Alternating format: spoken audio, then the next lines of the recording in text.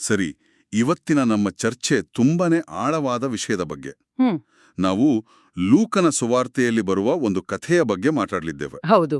ಸಂದರ್ಭ ಏನು ಅಂದ್ರೆ, ಯೇಸು ಜೆರುಸಲೆಂ ಹತ್ರ ಬಂದಿದ್ದಾರೆ. ಸರಿ. ಆಗ ಜನರೆಲ್ಲ ಏನಪ್ಪ, ದೇವರ ರಾಜ್ಯ ಇವತ್ತೇ ಈಗಲೇ ಶುರುವಾಗ್ಬಿಡುತ್ತೆ ಅಂತ ಒಂದು ದೊಡ್ಡ ನಿರೀಕ್ಷೆಯಲ್ಲಿ ಕಾಯ್ತಾ ಇದ್ದಾರೆ. ಹೌದು, ಆ ಒಂದು ತಪ್ಪು ಕಲ್ಪನೆ ಇತ್ತು. ಅದೇ ತಪ್ಪು ತಿಳುವಳಿಕೆಯನ್ನು ಸರಿಪಡಿಸೋಕೆ ಯೇಸು ಒಂದು ಕಥೆ ಹೇಳ್ತಾರೆ. ಒಬ್ಬ ರಾಜ, ಅವನು 10 ಜನ ಕೆಲ್ಸದವರು ಮತ್ತೆ ಅವರಿಗೆ ಕೊಟ್ಟ ಚಿನ್ನದ ನಾಣ್ಯಗಳು, ಇದರ ಕಥೆ. ಹೌದು, ನೋಡೋಕೆ ಸರಳ ಅನಿಸಿದ್ರೂ ಇದರಲ್ಲಿ ಸಾಕಷ್ಟು ವಿಷಯಗಳಿವೆ. ಖಂಡಿತ. ಯಾಕೆ ಈ ಕಥೆ ಇವತ್ತಿಗೂ ಮುಖ್ಯ ಅನ್ನೋದನ್ನ ಅರ್ಥ ಮಾಡ್ಕೊಳ್ಳೋಣ. ಕಥೆ ಶುರುವಾಗೋದೇ ಹೀಗೆ. ಹೇಳಿ. ಒಬ್ಬ ದೊಡ್ಡ ಮನೆತನದವನು ರಾಜನಾಗೋಕೆ ಅಂತ ದೂರದ ಒಂದು ದೇಶಕ್ಕೆ ಹೋಗ್ತಾನೆ. ಓಕೆ. ಹೋಗುವಾಗ ತನ್ನ 10 ಜನ ಸೇವಕರಿಗೆ ತಲಾ ಒಂದು ಚಿನ್ನದ ನಾಣ್ಯ ಕೊಟ್ಟು, ನಾನು ವಾಪಸ್ ಬರುವವರೆಗೂ ಇದರಿಂದ ವ್ಯಾಪಾರ ಮಾಡಿ ಅಂತ ಹೇಳಿ ಹೋಗ್ತಾನೆ. ಸರಿ. ಆದ್ರೆ ಇಲ್ಲೊಂದು ಟ್ವಿಸ್ಟ್ ಇದೆ. ಅವನದೇ ನಾಟಿನ ಜನರಿಗೆ ಅವನು ಇಷ್ಟ ಆಗ್ತಿಲ್ಲ. ಅವನನ್ನು ದ್ವೇಷಿಸುತ್ತಿದ್ರು. ಹೌದು, ಇವನು ನಮಗೆ ರಾಜ ಆಗೋದು ಬೇಡವೇ ಬೇಡ ಅಂತ ಅವನ ಹಿಂದೆ ಬೇರೆಯವರನ್ನು ಕಳಿಸಿ ದೂರು ಹೇಳ್ತಾರೆ. ಇದು ಆ ಕಥೆಗೋಸ್ಕರ ಸೇರಿಸಿದ ಒಂದು ಸಣ್ಣ ವಿಷಯನ, ಅಥವಾ ಇದರ ಹಿಂದೆ ಏನಾದ್ರೂ ನಿಜವಾದ ಘಟನೆ ಅಡಗಿದ್ಯಾ? ಇದು ನಿಜಕ್ಕೂ ಬಹಳ ಸ್ವಾರಸ್ಯಕರವಾದ ಅಂಶ. ಯಾಕಂದ್ರೆ ಯೇಸು ಈ ಕಥೆ ಹೇಳುವಾಗ ಅಲ್ಲಿದ್ದ ಜನರಿಗೆ ಇದರ ಹಿನ್ನೆಲೆ ತಕ್ಷಣ ಅರ್ಥವಾಗಿರುತ್ತೆ. ಓ, ಹಾಗ? ಹೌದು, ಅದು ನಮ್ಮ ಕಾಲದ ಬ್ರೇಕಿಂಗ್ ನ್ಯೂಸ್ ತರ. ಸ್ವಲ್ಪ ಸಮಯದ ಹಿಂದೆ ಹೆರೋದನ ಮಗ ಅರ್ಖೆಲಾಯನು ಅಂತ ಒಬ್ಬ ಇದ್ದ. ಅರ್ಖೆಲಾಯನು? ಹೌದು, ಆರ್ಖೆಲಾಸ್. ಅವನು ತನಗೆ ರಾಜನ ಪಟ್ಟ ಬೇಕು ಅಂತ ರೋಮ್ಗೆ ಹೋಗಿದ್ದ. ಆದ್ರೆ ಯಹೂದಿ ಜನರಿಗೆ ಅವನಂದ್ರೆ ಆಗ್ತಿರ್ಲಿಲ್ಲ. ಅಂದ್ರೆ ಅವನ ಆಡಳಿತ ಇಷ್ಟವಿರಲಿಲ್ಲ. ಖಂಡಿತ. ಹಾಗಾಗಿ ರೋಮ್ ಚಕ್ರವರ್ತಿಗೆ ದಯವಿಟ್ಟು ಇವನನ್ನ ನಮ್ಮ ರಾಜನನ್ನಾಗಿ ಮಾಡಬೇಡಿ ಅಂತ ಮನವಿ ಮಾಡಿಕೊಳ್ಳೋಕೆ ಒಂದು ದೊಡ್ಡ ನಿಯೋಗವನ್ನೇ ಕಳಿಸಿದ್ರು. ಯೇಸು ಬಹುಶಃ ಇದೇ ನೈಜ ರಾಜಕೀಯ ಘಟನೆಯನ್ನೇ ತಮ್ಮ ಕಥೆಗೆ ಒಂದು ಚೌಕಟ್ಟಾಗಿ ಬಳಸ್ಕೊಂಡಿದ್ದಾರೆ. ಹಾಗಾದ್ರೆ ಇದು ಕೇವಲ ಒಂದು ನೀತಿ ಕಥೆ ಅಲ್ಲ, ಕೇಳುಗರಿಗೆ ತಮ್ಮ ಕಾಲದ ರಾಜಕೀಯ ಪರಿಸ್ಥಿತಿಯೇ ಕಣ್ಮುಂದೆ ಬಂದ ಹಾಗೆ ಆಗಿರಬೇಕು. ನಿಖರವಾಗಿ. ಅಂದ್ರೆ ಈ ಕಥೆಯಲ್ಲಿ 2 ಟ್ರ್ಯಾಕ್ ಒಟ್ಟಿಗೆ ನಡೀತಿವೆ ಅನ್ಬೋದು. ಒಂದು ರಾಜನಿಗೆ ನಿಷ್ಠರಾಗಿರುವ ಸೇವಕರದ್ದು. ಹೌದು. ಇನ್ನೊಂದು ಅವನನ್ನೇ ದ್ವೇಷಿಸುವ ಆ ನಾಟಿನ ಜನರದ್ದು. ಖಂಡಿತ. ಒಂದೇ ಕಥೆಯಲ್ಲಿ 2 ವಿಭಿನ್ನ ಗುಂಪುಗಳ ಪ್ರತಿಕ್ರಿಯೆಯನ್ನು ನೋಡಬಹುದು. ಒಂದು ಕಡೆ ನಂಬಿಗಸ್ತಿಕೆ ಮತ್ತು ಜವಾಬ್ದಾರಿ, ಇನ್ನೊಂದು ಕಡೆ ತಿರಸ್ಕಾರ ಮತ್ತು ಅದಕ್ಕೆ ಸಿಗುವ ತೀರ್ಪು. 2 ಒಟ್ಟೊಟ್ಟಿಗೆ ಸಾಗುತ್ತೆ. ಸರಿ, ಹಾಗಾದ್ರೆ ಈ ಕಥೆಯಲ್ಲಿ ಬರೋ ಪಾತ್ರಗಳು ಏನನ್ನ ಸಂಕೇತಿಸ್ತವೆ? ಆ ರಾಜ ಅಂದ್ರೆ ಯಾರು? ಅವನು ದೂರದ ದೇಶಕ್ಕೆ ಹೋಗೋದಂದ್ರೆ ಏನು? ಆ ಚಿನ್ನದ ನಾಣ್ಯ, ಅದರ ವಿಶೇಷತೆ ಏನು? ಹೌದು, ಈ ಸಂಕೇತಗಳನ್ನ ಬಿಳಿಸಿದ್ರೆ ಕಥೆಯ ನಿಜವಾದ ಅರ್ಥ ತಿಳಿಯುತ್ತೆ.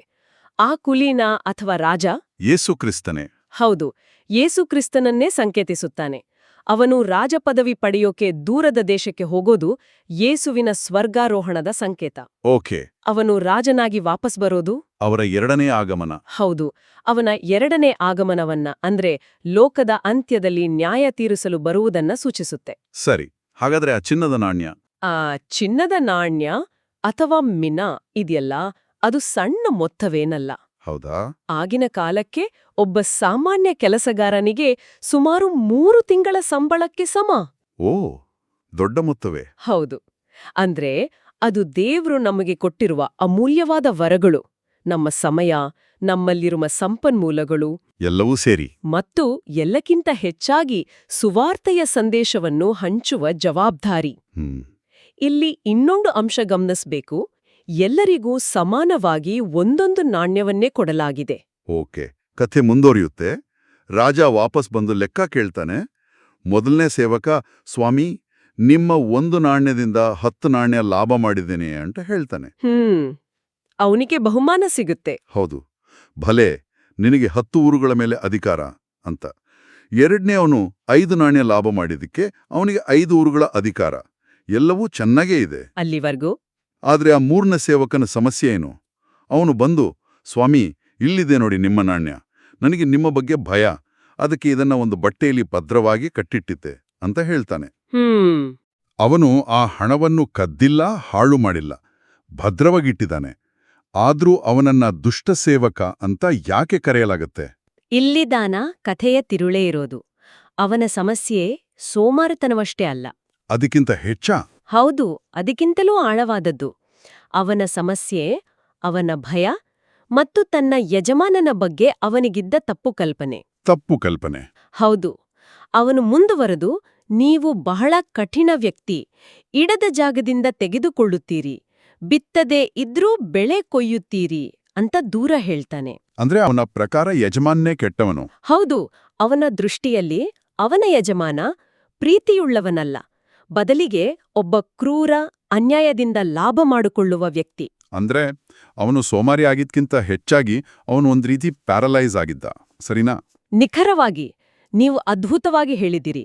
ಅವನ ನಿಷ್ಕ್ರಿಯತೆಗೆ ಕಾರಣ ಅವನ ಕೆಟ್ಟ ಗುಣ ಅಲ್ಲ, ಬದಲಿಗೆ ಅವನ ಯಜಮಾನನ ಬಗ್ಗೆ ಅವನಿಗಿದ್ದ ತಿರುಚಿದ ಚಿತ್ರಣ. ಎಕ್ಸಾಕ್ಟ್ಲಿ! ಅವನ ಕಥೆಯಲ್ಲಿ ನಿಜವಾದ ವಿಲೆನ್ ಆ ರಾಜ ಅಲ್ಲ, ಬದಲಿಗೆ ರಾಜನ ಬಗ್ಗೆ ಅವನ ಮನಸ್ಸಿನಲ್ಲೇ ಇದ್ದ ಚಿತ್ರ, ಅವನ ತಪ್ಪು ಗ್ರಹಿಕೆಯೇ ಅವನನ್ನು ಏನೂ ಮಾಡದ ಹಾಗೆ ಕಟ್ಟಿಹಾಕಿತು. ಇದು ನಮ್ಗೆಲ್ರಿಗೂ ಒಂದು ದೊಡ್ಡ ಪಾಠ. ನಮ್ಮ ಪ್ರೇರಣೆ ಪ್ರೀತಿಯಿಂದ ಬಂದಿದ್ಯೋ ಅಥವಾ ಭಯದಿಂದ ಬಂದಿದ್ಯೋ ಅನ್ನೋದು ನಮ್ಮ ಇಡೀ ಜೀವನದ ದಿಕ್ಕನ್ನೇ ನಿರ್ಧರಿಸುತ್ತೆ. ಇದಕ್ಕೆ ರಾಜನ ಉತ್ತರ ಇನ್ನೂ ಆಸಕ್ತಿಕರವಾಗಿದೆ. ಅವನು, ಅಯ್ಯೋ ಕೆಟ್ಟ ಆಳೆ, ನಿನ್ನ ಮಾತಿಂದಲೇ ಇನಿಗೆ ತೀರ್ಪು ಕೊಡ್ತೀನಿ ಅಂತಾನೆ. ಹೌದು, ನಾನೊಬ್ಬ ಕಠಿಣ ವ್ಯಕ್ತಿ ಅಂತ ನಿನಗ್ ಗೊತ್ತಿತ್ತಲ್ವಾ? ಹಾಗಿದ್ರೆ ನನ್ನ ಹಣವನ್ನ ಯಾಕೆ ಕನಿಷ್ಠ ಬಡ್ಡಿ ಕೊಡುವರ ಹತ್ರವಾದ್ರೂ ಇಡ್ಲಿಲ್ಲ? ನಾನು ಬಂದಾಗ ಬಡ್ಡಿ ಸಮೇತ ವಾಪಸ್ ತಗೊಳ್ತಿದ್ದೇನಲ್ಲ ಅಂತ ಕೇಳ್ತಾನೆ. ಈ ಮಾತು ಬಹಳ ಅರ್ಥಗರ್ಭಿತವಾಗಿದೆ. ರಾಜ ಹೇಳ್ತಿರೋದೇನಂದ್ರೆ, ನನ್ನ ರಾಜ್ಯಕ್ಕಾಗಿ ದೊಡ್ಡ ರಿಸ್ಕ್ ತೆಗೆದುಕೊಡಲು, ವ್ಯಾಪಾರ ಮಾಡಲು ನಿನಗೆ ಧೈರ್ಯ ಇರಲಿಲ್ಲ ಅಂದ್ರೆ ಹೋಗ್ಲಿ ಬಿಡು. ಸರಿ, ಆದ್ರೆ ಕನಿಷ್ಠ ಪ್ರಯತ್ನವನ್ನಾದ್ರೂ ಮಾಡಬಹುದಿತ್ತಲ್ವಾ? ಅದನ್ನ ಬ್ಯಾಂಕ್ನಲ್ಲಿಟ್ರು ಸ್ವಲ್ಪವಾದ್ರೂ ಬಡ್ಡಿ ಬರುತ್ತಿತ್ತು. ಓ ಓಕೆ. ನಿನ್ನ ಭಯ ನಿನ್ನನ್ನು ಸಂಪೂರ್ಣವಾಗಿ ನಿಷ್ಕ್ರಿಯನನ್ನಾಗಿ ಮಾಡಿದ್ದಕ್ಕೆ ಯಾವುದೇ ಕ್ಷಮೆ ಇಲ್ಲ. ಅಂದ್ರೆ ಏನೂ ಮಾಡದೇ ಇರುವುದಕ್ಕೆ ಯಾವ ಕಾರಣವನ್ನೂ ಒಪ್ಪಿಕೊಳ್ಳಲಾಗುವುದಿಲ್ಲ. ಆಮೇಲೆ ಆ ಸೇವಕನತ್ರ ಇದ್ದ ಒಂದೇ ಒಂದು ನಾಣ್ಯವನ್ನು ಕಿತ್ತುಕೊಂಡು 10 ನಾಣ್ಯ ಇದ್ದವನಿಗೆ ಕೊಡಲು ಬೀಳ್ತಾನೆ. ಹೌದು. ಅಲ್ಲಿಂದವರು, ಸ್ವಾಮಿ, ಅವನತ್ರ ಈಗಾಗ್ಲೇ 10 ಇವೆ ಅಲ್ಲ ಅಂತ ಆಶ್ಚರ್ಯಪಡ್ತಾರೆ. ಆಗ ರಾಜ ಈ ಕಥೆಯ ಪ್ರಮುಖ ಸೂತ್ರವನ್ನು ಹೇಳ್ತಾನೆ. ಅದೇ, ಇದ್ದವನಿಗೆ ಇನ್ನೂ ಹೆಚ್ಚಾಗಿ ಕೊಡಲಾಗುವುದು, ಇಲ್ಲದವನಿಂದ ಅವನತ್ರ ಇರುವುದನ್ನು ಕಿತ್ತುಕೊಳ್ಳಲಾಗುವುದು. ಇದು ಕೇಳೋಕೆ ಸ್ವಲ್ಪ ಕಠಿಣ ಅನ್ಸುತ್ತೆ ಅಲ್ವಾ? ಹೌದು. ಇದು ದೇವರ ರಾಜ್ಯದ ಒಂದು ಮೂಲಭೂತ ನಿಯಮ. ಯಾರು ತಮಗೆ ಸಿಕ್ಕಿದ್ದನ್ನು ನಂಬಿಕೆಯಿಂದ ಬಳಸುತ್ತಾರೋ ಅವರಿಗೆ ಇನ್ನಷ್ಟು ಅವಕಾಶಗಳು, ಜವಾಬ್ದಾರಿಗಳು ಮತ್ತು ಆಶೀರ್ವಾದಗಳು ಸಿಗ್ತವೆ. ಅಂದ್ರೆ ಅವರು ಆ ಸಾಮರ್ಥ್ಯದಲ್ಲಿ ಬೆಳಿತಾರೆ. ಹೌದು. ಆದರೆ ಯಾರು ಭಯದಿಂದ, ನಿರ್ಲಕ್ಷ್ಯದಿಂದ ಅಥವಾ ಸೋಮಾರಿತನದಿಂದ ತಮಗೆ ಸಿಕ್ಕಿದ್ದನ್ನು ಮುಚ್ಚಿಡುತ್ತಾರೋ ಅವರು ನಿಧಾನವಾಗಿ ಅದನ್ನು ಬಳಸುವ ಸಾಮರ್ಥ್ಯವನ್ನೇ ಕಳೆದುಕೊಳ್ಳುತ್ತಾರೆ. ಇದು ಕೇವಲ ಹಣಕಾಸಿನ ವಿಷಯವಲ್ಲ. ಖಂಡಿತ ಅಲ್ಲ. ನಮ್ಮ ಪ್ರತಿಭೆ, ನಮ್ಮ ನಂಬಿಕೆ, ನಮ್ಮ ಸಂಬಂಧಗಳು ಎಲ್ಲದಕ್ಕೂ ಅನ್ವಯವಾಗುತ್ತೆ. ಸರಿ, ಹಾಗಾದ್ರೆ ಈ ಇಡೀ ಕಥೆಯಿಂದ ಇವತ್ತಿನ ನಮ್ಮ ಜೀವನಕ್ಕೆ ನಾವು ತೆಗೆದುಕೊಳ್ಬೇಕಾದ ಮುಖ್ಯ ಪಾಠಗಳೇನು? ಇದರಲ್ಲಿ ಹಲವಾರು ಪಾಠಗಳಿವೆ. ಮೊದಲನೆಯದು, ಕಾಯುವಿಕೆ ಅಂದ್ರೆ ಸುಮ್ಮನೆ ಕೂರುವುದಲ್ಲ, ಆಕ್ಟಿವ್ ಆಗಿ ಕಾಯುವುದು. ಹೌದು. ದೇವರ ರಾಜ್ಯಕ್ಕಾಗಿ ಕಾಯುವುದು ಅಂದ್ರೆ ಅದು ಬರುವವರೆಗೂ ಸಕ್ರಿಯವಾಗಿ, ಜವಾಬ್ದಾರಿಯುತವಾಗಿ ಕೆಲಸ ಮಾಡುವುದು. ದೇವ್ರು ಕೊಟ್ಟ ಆ ಚಿನ್ನದ ನಾಣ್ಯವನ್ನು ನಾವು ವ್ಯಾಪಾರದಲ್ಲಿ ತೊಡಗಿಸ್ಬೇಕು, ಅದನ್ನು ಮುಚ್ಚಿಡಬಾರದು. ನಿರೀಕ್ಷೆ ಅಂದ್ರೆ ನಿಷ್ಕ್ರಿಯತೆಯಲ್ಲ. ಖಂಡಿತ ಅಲ್ಲ. ಎರಡನೇದಾಗಿ, ನಮ್ಮ ಸೇವೆಯ ಹಿಂದಿರುವ ಪ್ರೇರಣೆ ಯಾವುದು ಅಂತ ಪರೀಕ್ಷಿಸಿಕೊಳ್ಬೇಕು. ಅದು ಭಯವಾ ಅಥವಾ ವಿಶ್ವಾಸವಾ? ನಾವು ದೇವರನ್ನು ಒಬ್ಬ ಕಠಿಣ ನ್ಯಾಯಾಧೀಶ ಅಂತ ಮಾತ್ರ ನೋಡಿದ್ರೆ ನಾವು ಕೂಡ ಆ 3ನೇ ಸೇವಕನ ಹಾಗೆ ರಿಸ್ಕ್ ತಗೊಳ್ಳೋಕೆ ಹೆದರ್ತೀವಿ. ಎಲ್ಲವನ್ನೂ ಬಟ್ಟೆಯಲ್ಲಿ ಕಟ್ಟಿಟ್ಟು ಬಿಡ್ತೇವೆ. ಹೌದು. ಆದ್ರೆ ನಾವು ದೇವರನ್ನು ಒಬ್ಬ ಪ್ರೀತಿಯ ತಂದೆ, ಕೃಪೆಯುಳ್ಳ ಯಜಮಾನ ಅಂತ ಅರ್ಥ ಮಾಡ್ಕೊಂಡಾಗ ನಾವು ಸಂತೋಷದಿಂದ, ಧೈರ್ಯದಿಂದ ಆತನ ರಾಜ್ಯಕ್ಕಾಗಿ ಶ್ರಮಿಸ್ತೇವೆ. ಅಂದ್ರೆ ನಮಗೆ ಸಿಕ್ಕಿರುವ ಸಮಯ, ಪ್ರತಿಭೆ, ಹಣ ಇದೆಲ್ಲ ನಮ್ಮ ಸ್ವಂತ ಆಸ್ತಿಯಲ್ಲ. ನಾವು ಕೇವಲ ಅದರ ಮೇಲ್ವಿಚಾರಕರು ಅಷ್ಟೇ. ನಿಖರವಾಗಿ. ನಾವು ಮಾಲೀಕರಲ್ಲ, ಕೇವಲ ಭಂಡಾರಿಗಳು. ಸ್ಟುವರ್ಡ್ಸ್ ಅಂತಾರಲ್ಲ ಹಾಗೆ. ಒಂದು ದಿನ ನಾವು ಅದಕ್ಕೆ ಲೆಕ್ಕ ಕೊಡಲೇಬೇಕು. ಮತ್ತು ನಾವು ನೋಡಿದ ಹಾಗೆ ಸಣ್ಣ ಪ್ರಯತ್ನಕ್ಕೂ ಬೆಲೆ ಇದೆ, ಆದರೆ ಸಂಪೂರ್ಣ ನಿಷ್ಕ್ರಿಯತೆಗೆ ಜಾಗವಿಲ್ಲ. ಒಂದು ನಿಮಿಷ, ಕಥೆಯ ಕೊನೆಯ ಭಾಗ ಅದು ನನಗೆ ಸ್ವಲ್ಪ ಗೊಂದಲ ಮೂಡಿಸುತ್ತೆ. ಹೇಳಿ. ರಾಜನು, ನಾನು ರಾಜನಾಗುವುದು ಬೇಡವೆಂದ ನನ್ನ ಶತ್ರುಗಳನ್ನು ಇಲ್ಲಿಗೆ ತಂದು ನನ್ನ ಮುಂದೆಯೇ ಕೊಂದು ಹಾಕಿರಿ ಅಂತ ಹೇಳ್ತಾನೆ. ಒಂದು ನೀತಿಕಥೆಯಲ್ಲಿ ಇಷ್ಟು ಕಠಿಣವಾದ ಮಾತು ಯಾಕೆ? ಇದು ದೇವರ ಪ್ರೀತಿಯ ಸಂದೇಶಕ್ಕೆ ವಿರುದ್ಧವಾಗಿಲ್ವೇ? ಇದು ಬಹಳ ಮುಖ್ಯವಾದ ಪ್ರಶ್ನೆ. ಬಹಳಷ್ಟು ಜನರಿಗೆ ಈ ಮಾತುಗಳು ಆಘಾತ ಉಂಟುಮಾಡ್ತವೆ. ಹೌದು. ನಾವು ಇದನ್ನು ಅಕ್ಷರಶಃ ತೆಗೆದುಕೊಳ್ಳಬಾರದು. ಇದು ಒಂದು ಸಾಮತಿ, ಅಂದ್ರೆ ಇದು ಒಂದು ಹೋಲಿಕೆ. ಓಕೆ. ಇಲ್ಲಿನ ಉದ್ದೇಶ ಆಯ್ಕೆಯ ಗಂಭೀರತೆಯನ್ನು ತೋರಿಸುವುದು. ರಾಜನನ್ನು ಸ್ವೀಕರಿಸುವುದು ಅಥವಾ ತಿರಸ್ಕರಿಸುವುದು ಕೇವಲ ಒಂದು ಅಭಿಪ್ರಾಯವಲ್ಲ, ಅದೊಂದು ಜೀವನಮರಣದ ನಿರ್ಧಾರ.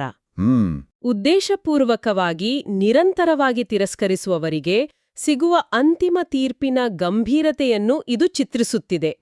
ನಂಬಿಕಸ್ಥರಿಗೆ ಬಹುಮಾನ ಮತ್ತು ಉದ್ದೇಶಪೂರ್ವಕ ಶತ್ರುಗಳಿಗೆ ತೀರ್ಪು ಎರಡೂ ನಿಶ್ಚಿತ ಅನ್ನೋದನ್ನು ಈ ಕತೆ ಯಾವುದೇ ಮುಲಾಜಿಲ್ಲದೆ ಸ್ಪಷ್ಟಪಡಿಸುತ್ತೆ.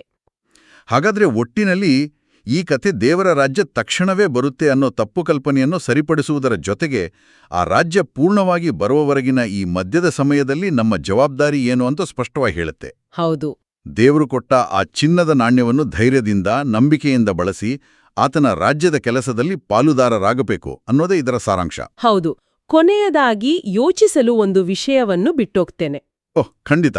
ಆ ಚಿನ್ನದ ನಾಣ್ಯ ಕೇವಲ ನಮ್ಮ ವೈಯಕ್ತಿಕ ಪ್ರತಿಭೆಗಳನ್ನಲ್ಲ, ಬದಲಾಗಿ ಯೇಸುವಿನ ಮೂಲ ಸಂದೇಶವನ್ನೇ, ಅಂದರೆ ಸುವಾರ್ತೆಯನ್ನೇ ಪ್ರತಿನಿಧಿಸುತ್ತದೆ ಅಂತ ಯೋಚಿಸಿದ್ರೆ ಹೇಗಿರುತ್ತೆ?